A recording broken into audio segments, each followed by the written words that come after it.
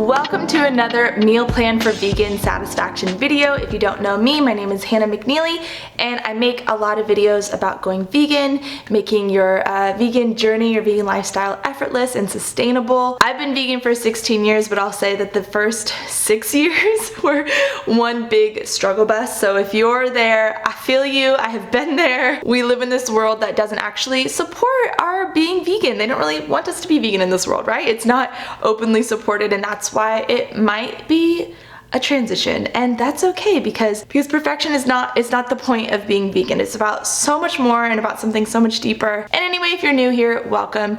And yeah, I love these videos, the meal plan for vegan satisfaction videos. I love them. I know it might not seem like it because this is only the third one that I've made, I think. I would love to make more, so that is the goal. On my channel, I also talk a lot about motherhood and birth. I'm actually just about to hit my third trimester. Hold on. There I am, just about in the third trimester and feeling good, feeling lots of emotions. Yeah, I feel like the third trimester is just like highly emotional. I'm so excited to show you the menu today for our meal plan. When I talk about vegan satisfaction, the reason I kind of couch the meal plan videos about being satisfied is because I think a lot of people go vegan and they don't really know what to eat, and they end up eating lettuce and blueberries and then feel very hungry all day and you wonder why. So that's why I like to focus on lots of high calorie, beautiful, abundant, diverse, colorful food that satisfies. And you know, I love to embrace abundance in this lifestyle. That's one of my favorite things about it. It's all about abundance. It doesn't feel restrictive to me at all. But in the beginning, I just felt so confused about what to eat. So I hope that this is helpful for you and gives you some ideas. It is winter time here in Idaho. Yes, and that's another thing I want to mention. I used to live in Southern California, but if you are here and you're going, oh, I can't be vegan because I don't live in a cold climate. I now do live in a cold climate, so I can tell you that it can totally be done successfully and enjoyably. Like it's not a burden to be vegan even in a cold climate. I'm so excited to jump into the food today. I hope you love it as much as I do, and yeah, we'll see you there.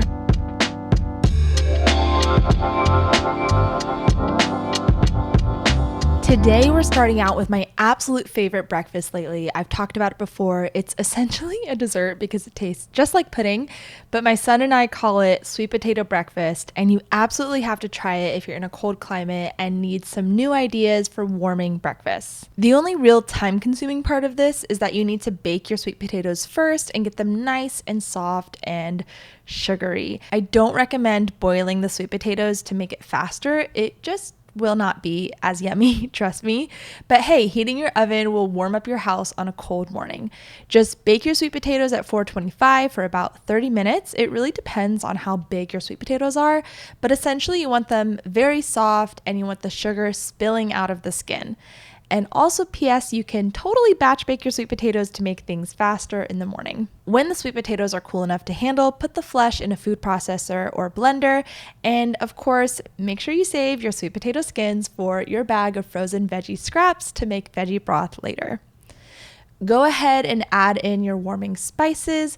We are using turmeric, cinnamon, nutmeg, and ground ginger. If you're using a high-speed blender, you can use fresh ginger and it tastes really wonderful. Then add in your pitted dates. The ooier, gooier, the better.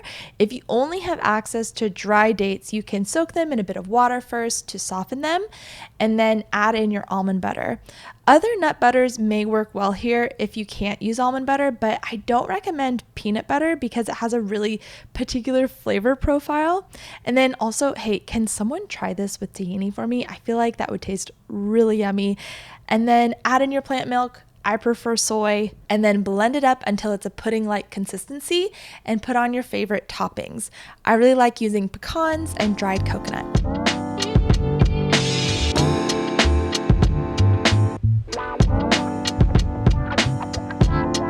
And I always love eating fresh fruit at breakfast time, so today we're including some in-season citrus, navel oranges, and cara oranges. If you want to make your sweet potato breakfast ahead of time, I'm thinking it'll save well in an airtight container for about 5 days in the fridge, but to be honest, my son and I finish the whole thing right away every time.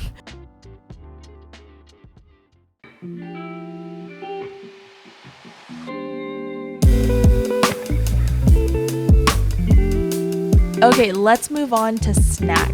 Today we're having granola, yogurt, and fruit. I know this seems pretty basic, but I'll be honest, I haven't eaten yogurt regularly in years, but wow, this was so delicious. I'll definitely have to include this in my grocery rotation.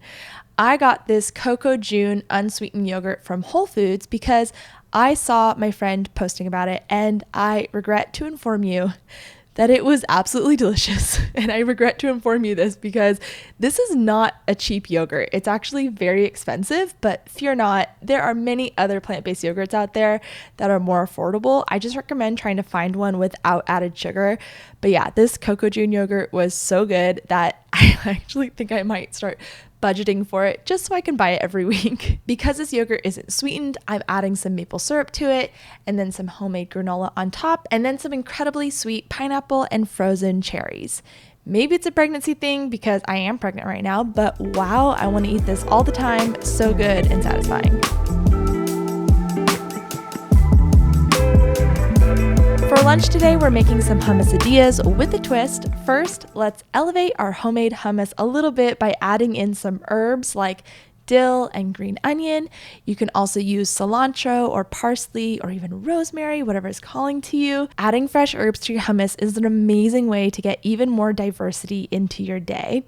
And of course, you can totally use store-bought hummus if you don't have time to make your own. Then just spread some hummus on whole wheat tortillas.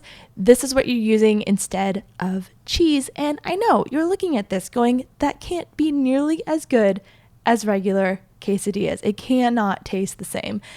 And listen, it's different for sure. It's really different from cheese. But I think it's okay to allow your plant-based foods to be different. Like, let it be its own beautiful thing. Let's add some pizzazz by adding some fresh tomatoes and pineapple. I'm using canned pineapple rings here and hot sauce, and then fold it up, grill it on a pan on each side, and then let's make some guacamole out of avocados, lime juice, salt, garlic, pepper, red onion. And guys, your guacamole is only as good as your avocados. I've been getting some avocados from a beautiful farm in California, and the avocados have been unreal. I'm telling you, just go to avocadoorganic.com to check them out. I love them. Look at this beautiful and satisfying plant-based lunch. Try out this combination and tell me what you think.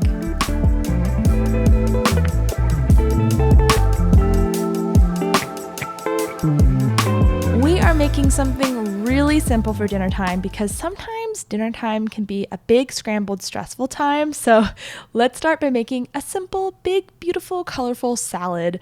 We're going to use green leaf, butter lettuce, kale, carrots, bell pepper, tomatoes, and cucumber. Now, if you're thinking that salads are more of a summer food, I'm here to tell you that actually leafy greens thrive in cooler months. So green salads really are a winter food, believe it or not. Though obviously, depending on whatever you have access to, you can enjoy beautiful salads all year long. Let's also add some healthy, gut-promoting live raw sauerkraut.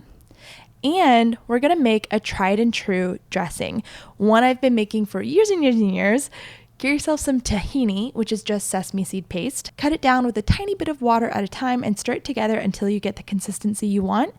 Then let's add some Dijon mustard, some maple syrup, and some cilantro herb balsamic. This balsamic is from a company called California Balsamic, and it's such a fun flavor bomb to add to dishes. Now, listen, salad is amazing. I love salad. It's full of amazing nutrients and color, and it has a reputation for being a healthy choice for a reason, but salad alone typically is not going to fill you up. So I like to either add high calorie, higher protein, higher fat plant foods to the salad or I eat something else more filling alongside the salad to complete the meal.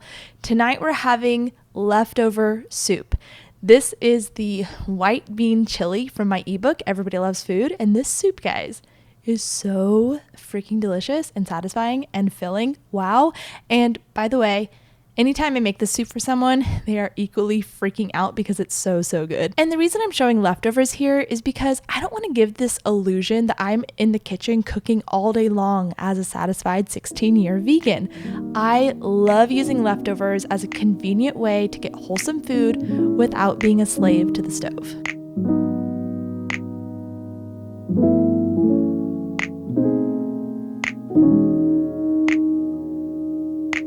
Now let's move on to dessert. This is a cake from the recipe blog From My Bowl.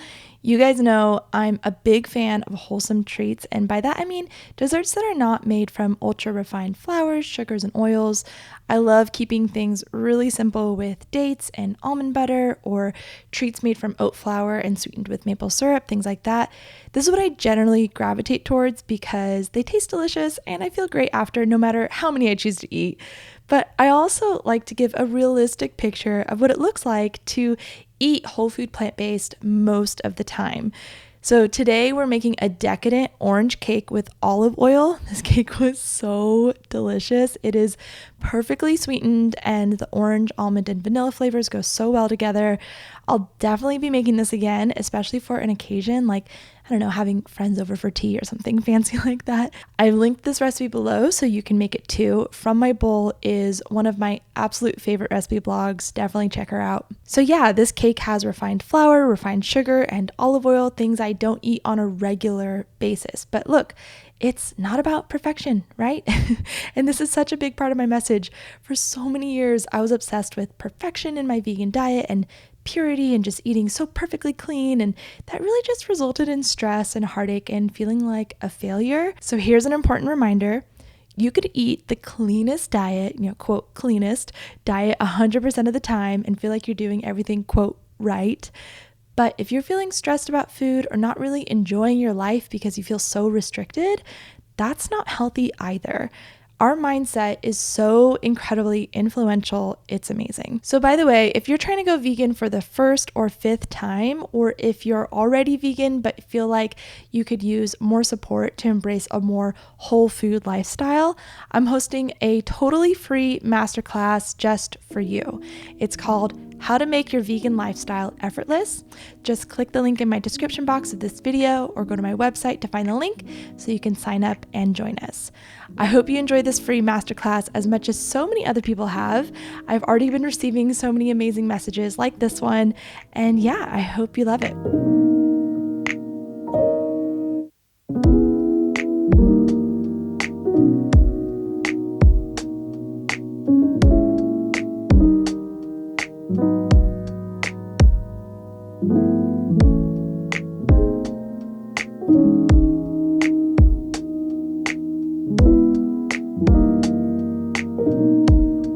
Stay tuned for more meal plan for ultimate vegan satisfaction videos.